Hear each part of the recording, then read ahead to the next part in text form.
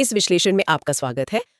कोशिका झिल्लियां वाकई में कमाल की हैं। सिर्फ एक कवरिंग नहीं, बल्कि एक एक्टिव मतलब काम करने वाली बाउंड्री। तो चलिए इसे खोलकर समझते हैं। हाँ, शुरू करते हैं। तो सबसे पहले ये फ्लूइड मोज़ेक मॉडल, ये है क्या चीज? 1972 में आया, सिंगर और निकलसन ने दिया। इसने पुरानी सोच को बदला है ना? हाँ बिल्कुल। पहले लोग सोचते थे कि झिल्ली शायद एक सैंडविच जैसी होगी, मतलब प्रोटीन की परतें ऊपर नीचे और बीच में लिपिड। अच्छा, लेकिन सिंगर और निकोलसन ने कहा नहीं, ऐसा नहीं है, ये एक मोज़ेक है। जैसे टाइल्स लगी होती है ना, हाँ। वैसे ही प्रोटीन के टुकड़े एक तरल लिपिड की दोहरी परत यानी बाइलेयर में धंसे हुए हैं या तैर रहे हैं। अच्छा, तो मोज़ेक मतलब प्रोटीन के टुकड़े। हाँ। और फ्लूइड मतलब वो लिपिड बाइलेयर तरल है। एकदम सही।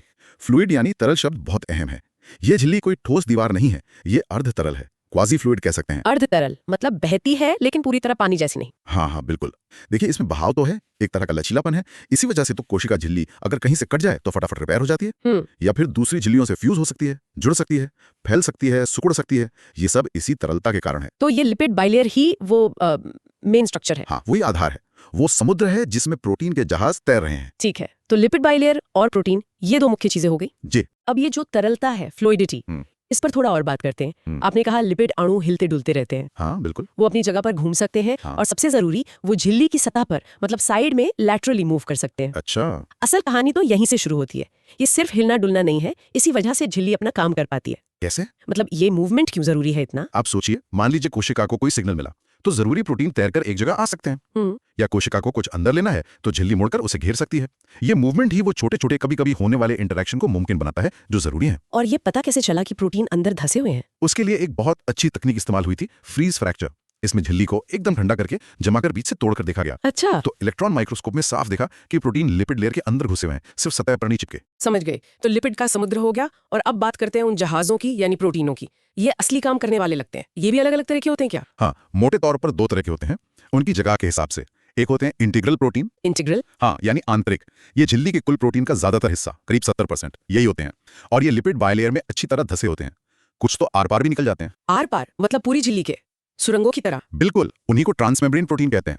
ये बहुत महत्वपूर्ण है, जैसे दरवाजे या चैनल। अच्छा। जिनसे पानी या ग्लूकोज जैसी चीजें अंदर बाहर आ जा सकती हैं। कुछ प्रोटीन एक बार पार करते हैं झिल्ली को, कुछ कई बार। और ये वहां टिके कैसे रहते हैं लिपिड के बीच में? वो इसलिए क्योंकि उनका स्वभाव होता है एम्फीपैथिक। एम्फीपैथिक, ये क्या है एम्फीपैथिक? मतलब उस प्रोटीन का एक हिस्सा पानी से दोस्ती रखता है, हाइड्रोफिलिक, और दूसरा हिस्सा पानी से दूर भागता है, लिपिड से दोस्ती रखता है, हाइड्रोफोबिक। अच्छा। तो जो हाइड्रोफोबिक हिस्सा है वो लिपिड बाइलेयर के अंदर तेल वाले माहौल में आराम से रहता है, और जो हाइड्रोफिलिक हिस्सा है वो बाहर पानी वाले माहौल की तरफ निकला रहता है, चाहे वो कोशिका के अंदर हो या बाहर। और ये प्रोटीन भी हिल सकते हैं? हाँ हाँ, ये भी उस लिपिड समुद्र में तैर सकते हैं, ये स्थिर नहीं है। कमाल है। मतलब झिल्ली के अंदर भी काफी हलचल है। और दूसरे टाइप के प्रोटीन कौन से थे? दूसरे हैं पेरिफेरल प्रोटीन, यानी बाहरी। बाहरी? हाँ, ये लिपिड बाइलेयर में धसे नहीं होते, ये सतह पर हल्के से जुड़े होते हैं, या तो अंदर साइटोप्लाज्म की तरफ या बाहर की तरफ। तो ये कैसे जुड़े होते हैं? ये इंटीग्रल प्रोटीन से या फिर लिपिड के सिरों से कमजोर बॉन्ड से जुड़े होते हैं, मतलब आसानी से अलग भी हो सकते हैं। अच्छा, तो इनका काम क्या होता है अगर ये अंदर धसे नहीं है तो? ये अक्सर रेगुलेटर की तरह काम करते हैं, एंजाइम को कंट्रोल करना, या फिर झिल्ली को सहारा देना, उसे कोशिका के अंदरूनी ढांचे साइटोस्केलेटन से जोड़ना,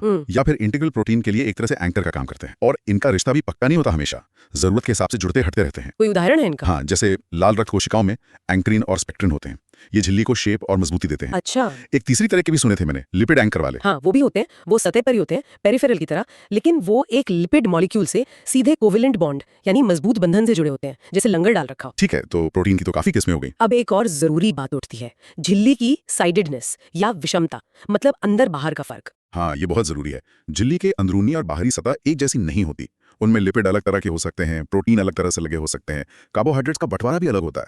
मतलब ये सिमेट्रिकल नहीं है, एसिमेट्रिक है।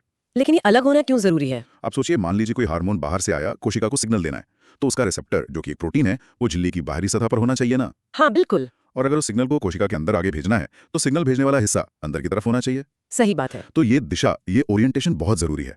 और ये चीज कोशिका के अंदर ही जब झिल्ली बन रही होती है, एंडोप्लाज्मिक रेटिकुलम और गोल्जी में, तभी तय हो जाती है। अच्छा, तो ये पक्का करता है कि झिल्ली सही तरफ से काम करे। जी।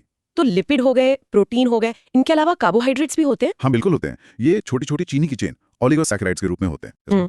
और ये या तो लिपिड से जुड़ते हैं तो ग्लाइकोलिपिड कहलाते हैं, या प्रोटीन से जुड़ते हैं तो ग्लाइकोप्रोटीन। और ये कहाँ होते हैं? ये ज्यादातर झिल्ली की बाहरी सतह पर पाए जाते हैं, कोशिका के बाहर की तरफ। अच्छा, और इनका काम, ये शक्कर की परतें क्या करती हैं? ये बहुत जरूरी काम करती हैं कोशिका की पहचान का, सेल रिकग्निशन। एक तरह से कोशिका का आईडी कार्ड या फिंगरप्रिंट समझिए। फिंगरप्रिंट कैसे? इन्हीं की वजह से कोशिकाएं एक दूसरे को पहचानती हैं, जैसे हमारे इम्यून सिस्टम की कोशिकाएं पहचानती हैं कि कौन सी कोशिका अपनी है और कौन सी बाहर की। अच्छा, तो ऑर्गन ट्रांसप्लांट में जो रिजेक्शन का खतरा होता है उसमें इनका रोल है? हाँ, बहुत बड़ा रोल है। वो जो MHC मॉलिक्यूल होते हैं वो ग्लाइकोप्रोटीन ही तो है। इसके अलावा ये कोशिकाओं को आपस में चिपकने में भी मदद करते हैं, सेल एडहीजन। बाप रे, ये झिल्ली तो सच में बहुत बिजी जगह है। हाँ। प्रोटीन ही अकेले कितने काम कर रहे हैं?